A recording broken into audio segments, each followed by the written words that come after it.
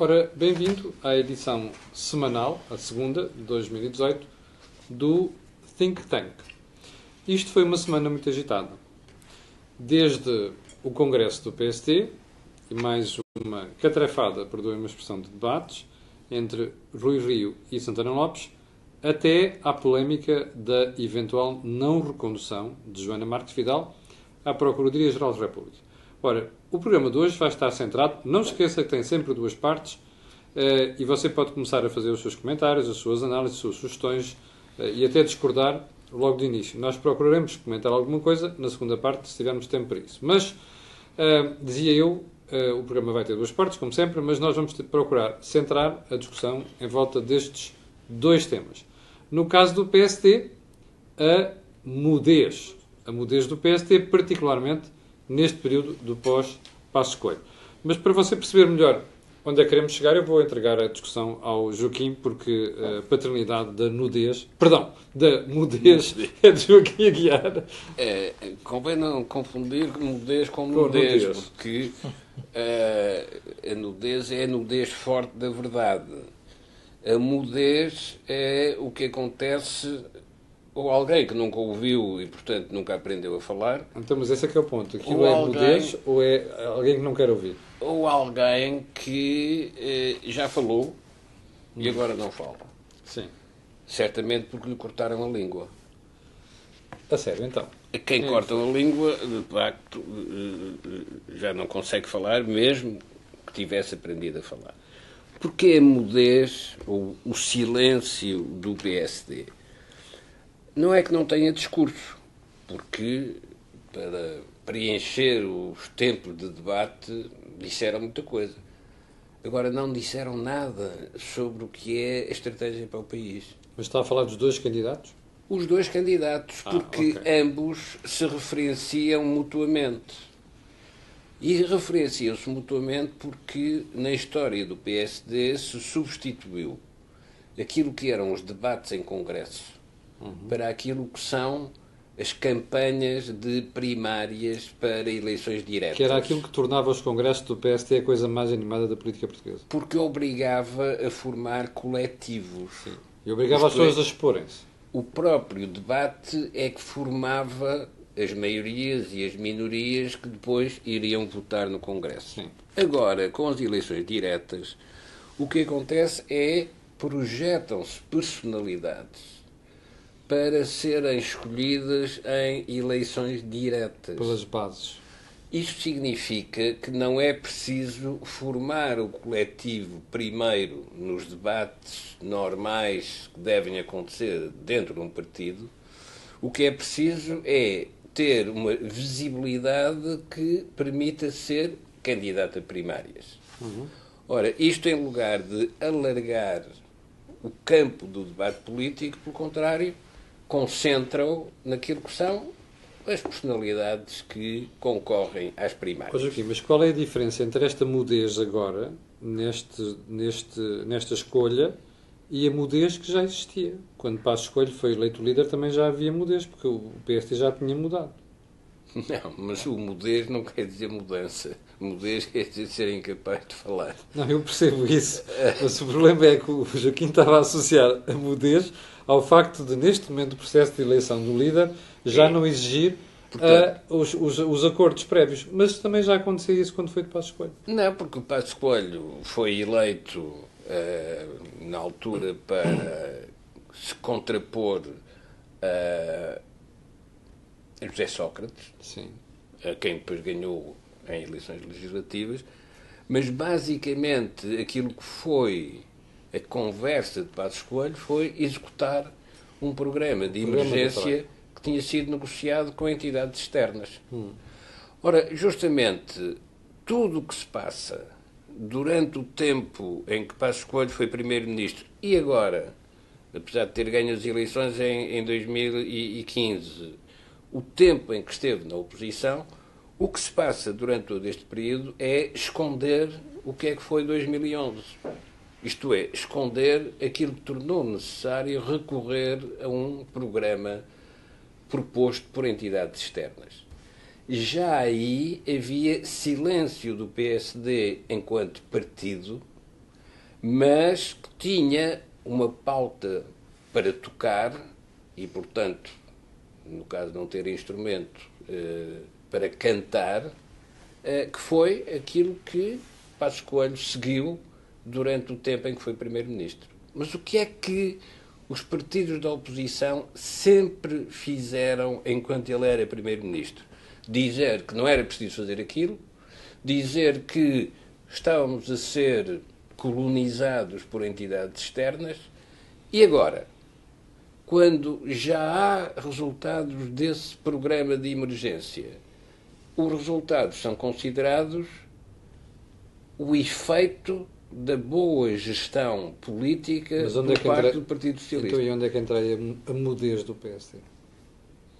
E, portanto, o PSD já está mudo há muito tempo, na medida em que, quando falou com uma pauta que não era produzida dentro do PSD. Oh, Jorge, esta mudez e este silêncio do PSD significa que o país neste momento não conhece qual é o ideário do PSD? Claro. Tirando a parte que o Troika, porque nós nunca chegaremos a saber o que é que Passos Coelho pensava de política económica, porque ele não chegou a executar. Executou um programa alheio que era aquilo que dizia o Joaquim. Olha, esta campanha do PSD para a eleição do seu líder é, do ponto de vista estratégico, político, revelador da situação a que nós, como país, chegamos. Em que sentido? No sentido em que as cautelas que estão a ter os dois candidatos para se pronunciarem sobre a estratégia do país são de tal ordem que não chegam a pronunciar quais são as ideias que têm para o país. E porquê? Porque se nós observarmos o que é que os candidatos têm feito, os candidatos têm-se e têm admitido isso aos mídias e a quem lhes faz as entrevistas, que eles discutam o seu posicionamento quer em relação a Passos Coelho, quer em relação a Costa. Ou seja, é muito estranho, politicamente, alguém querer liderar um país ou vir a ser governante e ter que explicar ao país o que é que pensava sobre o passado do PSD, que é o Passos Coelho, ou o que é que pensa que é a governação de Costa. E porquê? Qual é a razão por que estão a fazer isto? Isto tem algo do inconsciente, se quisermos, político, que é, afinal, nós podemos perder a estabilidade política porque o PS, com uma ruptura do lado da geringonça, pode não ter mesmo ter parceiro. E então o que é que está a acontecer? Está a acontecer que está um conjunto de forças políticas que estão a rodear o PSD para que o PSD, neste momento, se pronuncie de alguma forma, ou direta ou indiretamente, de forma expressa ou velada, qual é a sua ideia se por acaso isto se complicar. Mas, Jorge, o PSD não devia explicar isso ao país? Qual é a sua ideia? Mas o PSD não pode explicar isso ao país porque o PSD que tentou explicar isso ao país entrou em ruptura com o país. Portanto, o PSD está num momento, está numa crise de tal forma de identidade que os próprios dois candidatos revelam essa falta de identidade. Eles próprios têm que se pronunciar não sobre aquilo que eles pensam para o país, sim, mas sobre aquilo que pensam que fariam com António Costa. Mas será que António Costa vai ser líder do Partido Socialista quando eles chegarem à liderança e quando forem as eleições? Não sabemos. Então, mas agora vamos levar isto mais longe. O eleitor do PSD e o militante do PSD sempre foi alguém que olhava para o seu partido como um partido dirigente e não um partido seguidor. A única vez em que o PSD teve uma posição subalterna no governo foi com Mário Soares entre 83 e 85. Ora bem, esse militante fica contente com este tipo de... Mas o problema é que o PS nunca digeriu bem a liderança do PSD e não dirigiu bem na expressão mais, eu diria, mais superior do PS, que foi com a presidência da República de Mário Soares, que nós nos lembrávamos o que era o direito à indignação quando o Cavaco Silva era primeiro-ministro. Portanto, o PS há duas ou três fases na vida política. Há uma fase em que o PS não digere a maioria absoluta de um primeiro-ministro que vem do mal da direita, e depois temos os sucessivos governos do PS e, portanto, a partir desse momento o PS não digeriu bem esta entrada de novo do PSD na cena política. Ora, o que nós estamos a assistir é o condicionamento que está a haver na opinião pública por parte do PS e de alguma forma de um conjunto de seguidores de esquerda para de alguma forma formatarem o PSD. Ora, isso está a tirar a identidade ao PSD. Ora, a democracia, se nós acreditarmos no que é a democracia, temos que acreditar que é a solução dos nossos problemas através do debate sobre o contraditório. Ora, estão a pedir que eles não se contradigam sobre o que é a estabilidade política. E o próprio professor Marcelo pode também estar a ter aqui um papel relevante nesta matéria. Porquê? Porque não pode também criar nenhuma crise política não sabendo o que é que vai acontecer ao partido maior da oposição. Sim. Joaquim, deixa-me só fazer esta pergunta. A quem é que convém o Rui Rio ou Santana? A António Costa e o Presidente da República? Ou seja, com quem é que trabalharia melhor o Presidente da República e António Costa? Com Santana Lopes ou com Rui Rio? O problema do Presidente da República é que tem que trabalhar com António Costa. E se do lado do PSD há silêncio, do lado do PS há silêncio por ocultação. Isto é, o PS, no governo, não diz o que está a fazer. Porque quando é obrigado a dizer, recorre às cativações. Isto quer dizer o quê? Quer dizer que neste momento os principais partidos portugueses estão desprovidos de discurso. O PSD, porque perdeu a língua quando afastou o Passos Coelho e já não pode recompor esse órgão de vocalização. O PS, porque não pode dizer o que está a fazer, porque o que está a fazer é negociar com a plataforma parlamentar Isso eu percebo. a sua mas a quem é que dá? António Costa, quem é que dá mais jeito? Rio ou Santana? Para o António Costa é absolutamente indiferente, porque é mais fácil dominar Santana do que será dominar o Rui Rio, com quem tem de negociar muito rapidamente para dar força ao Rui Rio.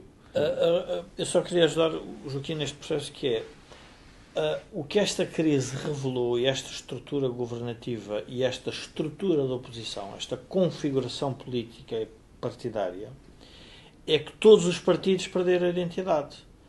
Os velhos comunistas não se revêem neste Partido Comunista. O Bloco de Esquerda toma posições que há uns anos desconfortáveis.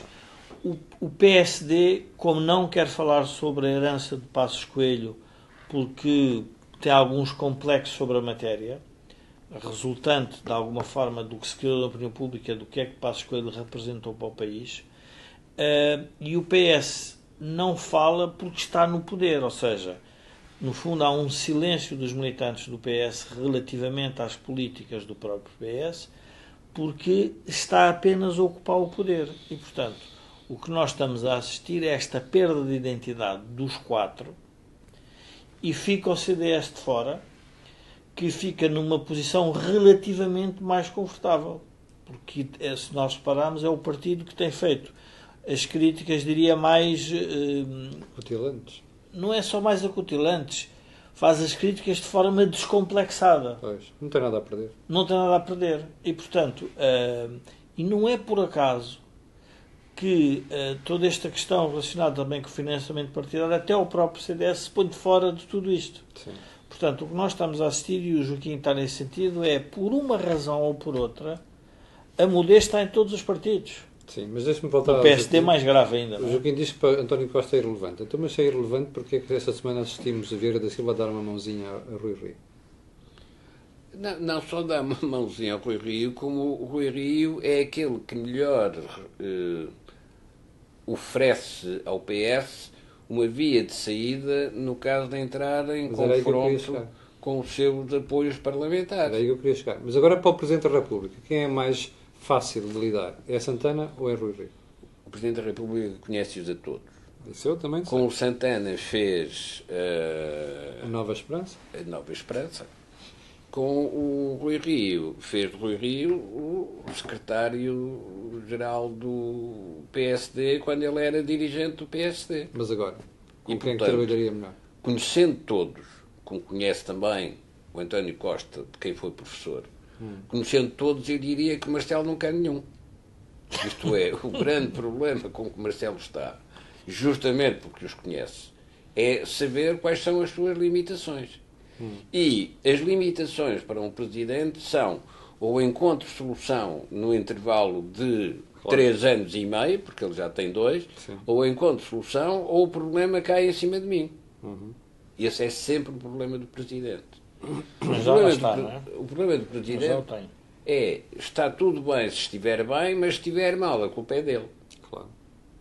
Ora bom, Ou seja, isto significa que estas eleições no PSD, em lugar de clarificarem uma linha de orientação estratégica, vão, pelo contrário, aumentar o número de mudos. vão baralhar e dar de novo.